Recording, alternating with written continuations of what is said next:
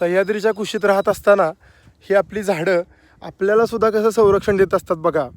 कारण डायबेटीस एवढ्यासारख्या दुर्धर आजारापासून आपल्याला संरक्षण करणारी वनस्पती ही आपल्या सह्याद्रीच्या डोंगरातच आपल्याला मिळते.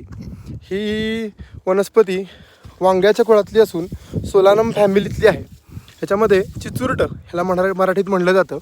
हे झाड सह्याद्रीच्या वनराईमध्ये सर्व ठिकाणी आपल्याला बघायला मिळतं. निळी फुलं वांग्यासारखी बारीकशी अशा पद्धतीचे आपल्याला दिसतात आणि त्याचे हे आता हे पिकलेले आहेत, काही हिरवे दिसत आहेत. अशा प्रकारची छोटी वांगी हे आपल्याला बघायला मिळतात.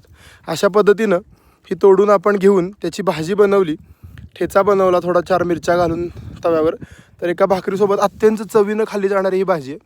ग्रामीण भागातल्या बंधू भगिनी अत्यंत सुंदर ह्याचे भाजी बनवतात. तसंच झाडाच्या पानावर काटे बघायला मिळतात. झाडाच्या पानावर अत्यंत तीक्ष्ण काटे, तोडताना खूप काळजी घ्यायला लागेल ही चिचुरटी. अशा पद्धतीची औषधी वनस्पतींनी आपला सह्याद्री नटलेला आहे. अशा अनेक आपण वनस्पती अजून बघणार आहे. चला, धन्यवाद.